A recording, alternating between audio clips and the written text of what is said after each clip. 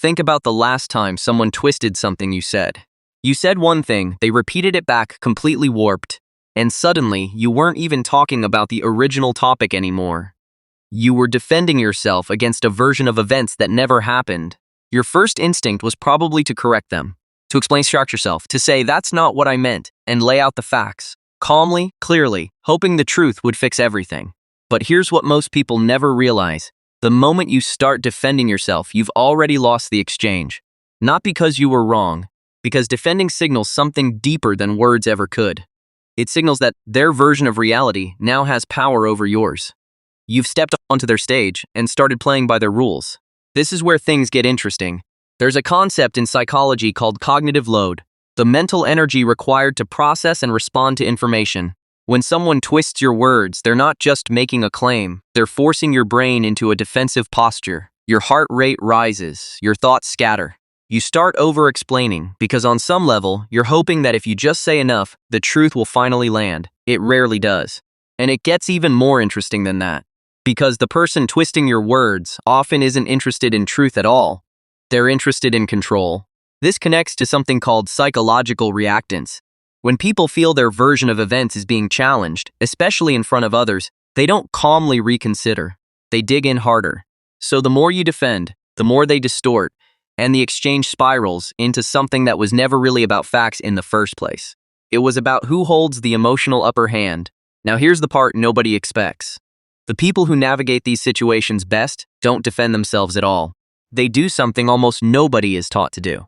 The first behavior is refusing to accept the frame. When someone twists your words, they hand you a distorted version of reality and expect you to react inside it.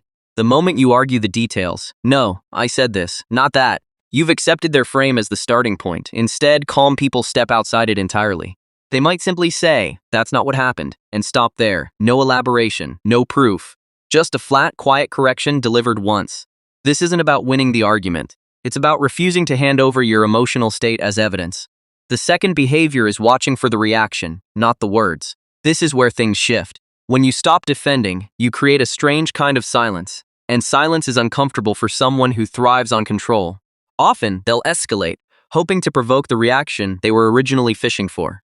This is where mirror neurons come into play. The brain structures responsible for emotional contagion. The reason emotions spread from person to person, almost like a virus. If you stay regulated while they escalate, something curious happens. Their intensity starts looking less like confidence and more like desperation to everyone watching. You didn't have to say a word for that shift to happen. The third behavior is the one almost everyone skips, because it feels counterintuitive. It's disengaging without disappearing. Most people think the options are fight or retreat, but there's a third path, staying present, staying calm, and simply declining to participate in the distortion. Something like, I'm not going to argue about something that isn't true, said once, without anger, without needing them to agree. This taps into cognitive dissonance. When you refuse to match their emotional intensity, it creates a gap between how they expected you to behave and how you actually behaved. That gap is uncomfortable for them, not you. And discomfort over time is what actually changes behavior. Not arguments, not evidence, not being right. This is where almost everyone makes the mistake. We're taught that if we just explain clearly enough, people will understand. But people who twist your words usually aren't confused. On some level, they already know what you meant, which means no explanation was ever going to satisfy them because the goal was never understanding. It was leverage. There's also something worth understanding about why people distort words in the first place. Often it comes from projection, attributing their own insecurities, fears, or intentions onto you because it's easier than confronting those things directly. Someone who feels threatened by your composure may reframe your words as arrogance. Someone who struggles with honesty may accuse you of manipulation. It's rarely about you. It's about what they can't face in themselves. This completely changes how you should think about these moments. You're not failing when you don't correct every distortion. You're not weak when you don't explain yourself for the 10th time.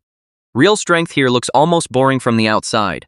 Calm, brief, and unreactive. It doesn't look like winning an argument. It looks like someone who simply refuses to be pulled into one. And that's really the deeper lesson underneath all of this. The people who seem the most in control in these situations aren't the ones with the sharpest comebacks.